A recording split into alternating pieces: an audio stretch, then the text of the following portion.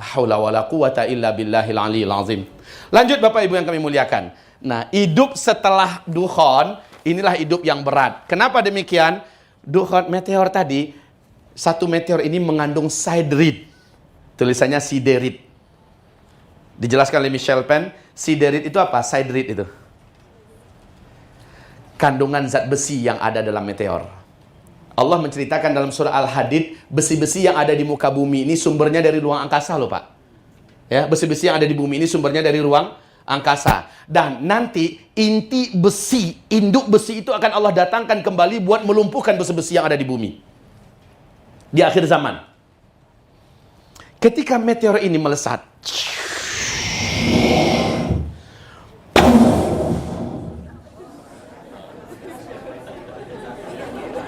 terjadi dentuman hebat di atmosfer. Dia saat masuk menembus atmosfer bumi kita, terbakar dan bergetar. Gesekan yang ekstrim ini akan menimbulkan medan magnet yang sangat kuat. Dampaknya adalah seluruh besi dan logam yang di bumi ini terinduksi oleh medan magnet yang sangat kuat ini. Terinduksi. Mobil kita, mesinnya dari besi enggak? Pesawat perang? Pesawat angkutan, kereta api, apa saja, kapal laut, pabrik-pabrik, industri-industri, mesinnya dari terinduksi semua, lengket antar satu dengan yang lain.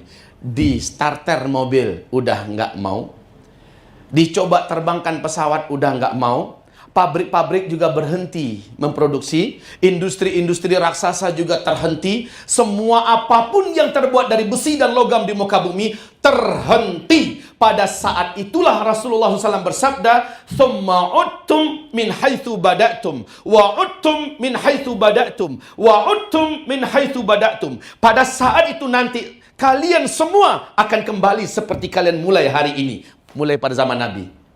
Bahkan Nabi mengatakan, saat nanti Al-Mahdi muncul, nah ini, saat nanti Al-Mahdi muncul, siapa Al-Mahdi Bapak Ibu? Sudah pernah saya sebutkan dari tadi siapa nama Al-Mahdi? Sudah? Di mana? Di tanda besar kiamat yang ke? Ini Al-Mahdi. Waduh, keras.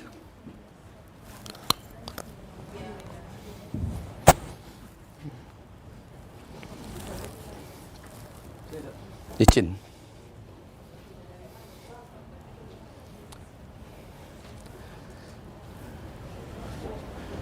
Ada tisu. Ternyata bukan saya sendiri yang nggak bisa, yang lain juga nggak bisa. Saya udah mulai malu tadi, masa laki-laki nggak bisa buka. Doa dulu. Terima kasih banyak, jazakumullah khair.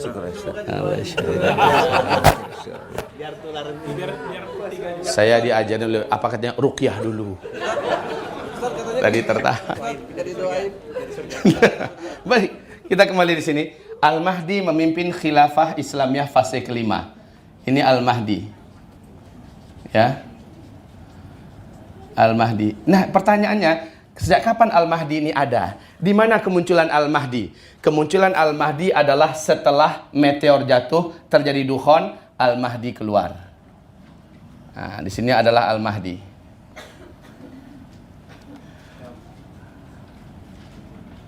Al-Mahdi. Baik. Apa kata Rasulullah berkaitan dengan Al-Mahdi? Jadi Al-Mahdi keluar sebelum Dajjal muncul ya. Sebelum Dajjal muncul, kita terlebih dahulu dipimpin oleh Al-Mahdi. Sekarang kata Rasulullah, saat Al-Mahdi nanti muncul, kamu wajib berbaiat kepadanya. Dan berperanglah kamu bersamanya. Saat itu kata Rasulullah, kamu akan berperang bersama Al-Mahdi menggunakan pedang, menggunakan tombak, menggunakan panah. Dan kamu akan menunggangi kuda-kuda tempur bersamanya. Kamu akan berlari dan berjalan di atas kaki-kaki kamu. Pada saat itu kata Rasulullah, kamu sudah kembali seperti zaman sekarang. Pada zaman Al-Mahdi kembali ke zaman sekarang.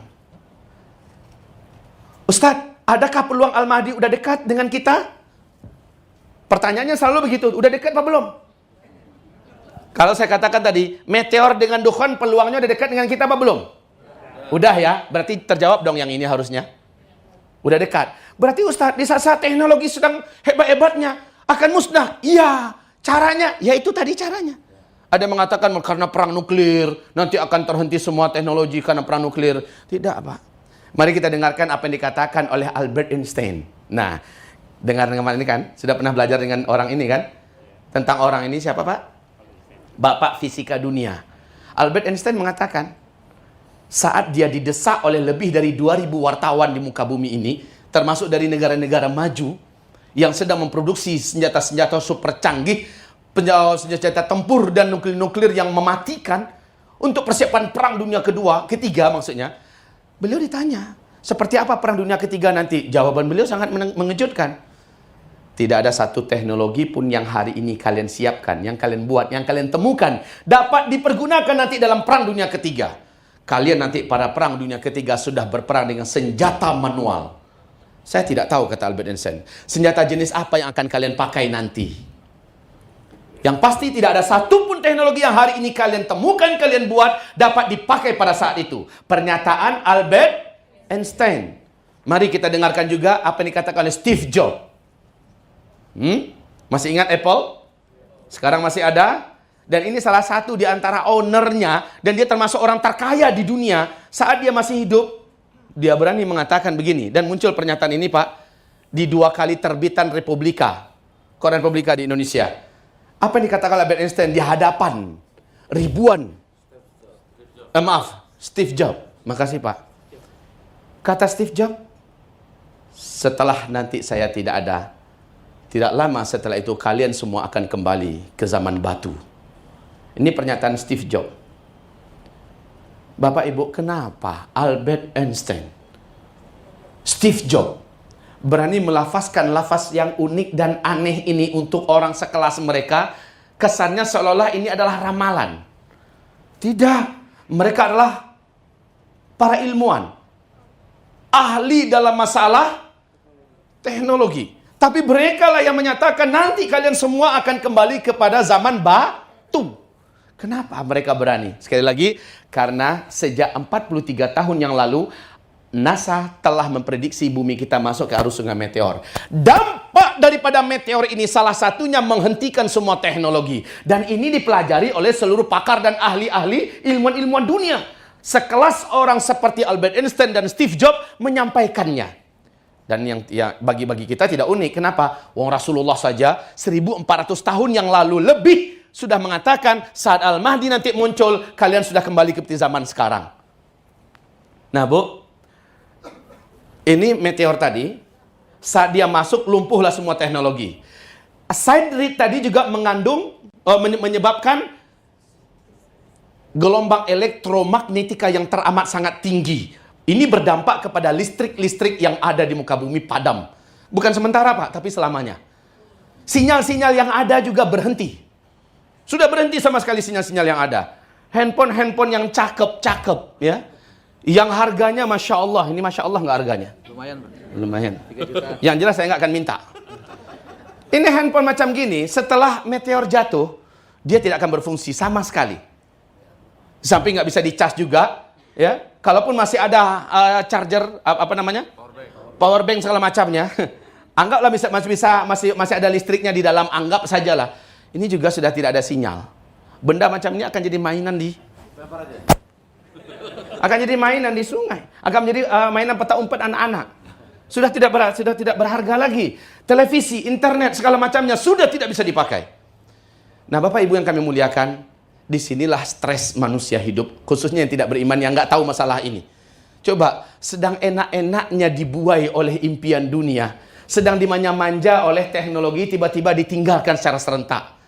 Waduh, setelah dukhon selesai, matahari terang, pemandangan pertama yang disaksikan orang ketika keluar rumah apa?